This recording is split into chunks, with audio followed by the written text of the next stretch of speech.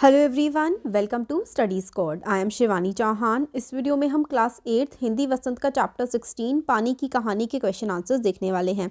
हमने जितना भी मटेरियल क्लास 8 का बनाया हुआ है वो सब आपको डिस्क्रिप्शन बॉक्स में मिल जाएगा। अगर आप इंस्टाग्राम पे मुझे फॉलो करना चाहते हैं तो आपको आईडी भी मिल जाएगी, आप देख सकते हैं जाके। लेखक को ओस की बूंद कहाँ मिली? तो ओस की बूंद लेखक को कहाँ मिली थी? तो लेखक को बोर की झाड़ी पर ओस की बूंद मिली थी। तो लेखक को कहाँ पर मिली थी ओस की बूंद? बोर की झाड़ी पर। ओस की बूंद क्रोध और घृणा से क्यों कांप उठी? तो इसका आंसर है पेड़ की जड़ों से निकले रोए द्वारा जल की बूंदों को बलपूर्वक धरती के भूगर्भ से खींच लाना व उनको खा जाना याद करते ही बूंद क्रोध व घृणा से कांप उठी। क्योंकि मतलब जो पेड़ की जड़ें हैं वो पानी निकाल लेती हैं ज़मीन से, ये सारी की सारी चीज़ें सोच करके जो उसकी बूंद है उसको बड़ा गुस्सा आ गया था। हाइड्रोजन और ऑक्सीजन को पानी ने अपना पूर्वज पुरखा क्यों कहा? तो जब ब्रह्मांड में पृथ्वी व उनके साथी ग्रहों का उद्भव भी नहीं हुआ था, तो जब यूनिवर्स में जो है बाकी सारे प्लैनेट्स भी नहीं आए थे, तब ब्रह्मांड में हाइड्रोजन और ऑक्सीजन दो गैसें सूर्यमंडल में लपटों के रूप में विद्यमान थी। तो हाइड्रोजन और ऑक्सीजन तब भी थे जब प्लैनेट्स नहीं थे। ऑक्सीजन व हाइड्रोजन के बीच रासायनिक क्रिया हुई, दोनों के संयोग से पानी का जन्म हुआ, इसलिए बूंद ने इन दोनों को अपना पूर्वज कहा है। तो बूंद जो है हाइड्रोजन और ऑक्सीजन मिलती है तभी तो फिर हमारा वाटर बनता है, इसलिए बूंद ने इन दोनों को हाइड्रोजन और ऑक्सीजन को अपना पूर्वज कहा।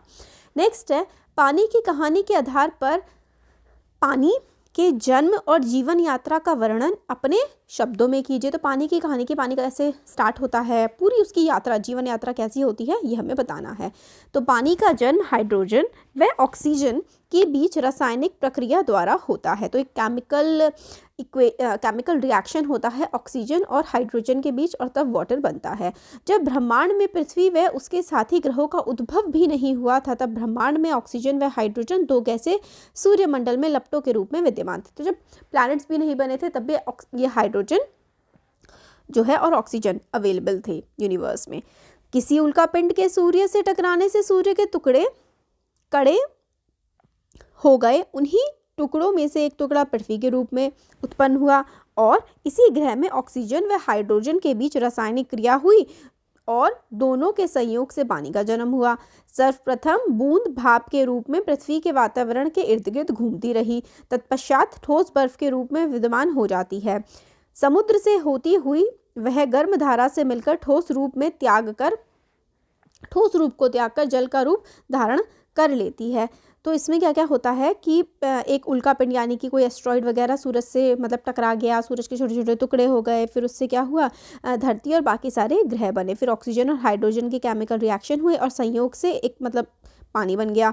पानी पहले मतलब भाप के रूप में रहा, फिर वो जमा और फिर जो है लिक्विड फॉर्म में आ गया।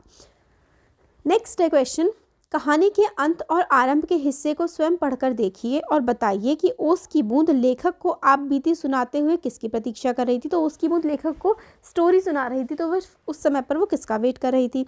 तो कहानी के अंत और आरंभ के हिस्से को पढ़कर ये पता चलता है कि ओस की बूंद सूर्य उदय की प्रतीक्षा कर रही थी, यानी कि दोबारा से सूरज उगता तो वो भाप बन के उड़ जाती, तो सूरज की वो वेट कर रही थी। समुद्र के तट पर बसे नगरों में अधिक ठंड और अधिक गर्मी क्यों नहीं पड़ती? तो समुद्र के तट पर बसे नगरों में अधिक ठंड और अधिक गर्मी नहीं पड़ती क्योंकि वहाँ के वातावरण में सदा नमी होती है। तो जो एरियाज ओशन के पास होते हैं ना, उसके एटमॉस्फेयर में हमेशा ना नमी रहती है, तो इसलिए वहाँ पर ना ही ज़्यादा ठंडी होती है और ना ही ज़्यादा गर्मी होती है। नमी होती है का मतलब है हवा में हमेशा पानी होता है। पेड़ के भीतर फव्वारा नहीं होता, जब पेड़ की जड़ों से पत्ते तक पानी कैसे पहुंचता है? मतलब फव्वारा तो होता नहीं है पेड़ के पास, तो फिर वो कैसे मतलब जड़ों से लेकर के पत्तों तक पानी पहुंचता है? इस क्रिया को वनस्पति शास्त्र में क्या कहते हैं?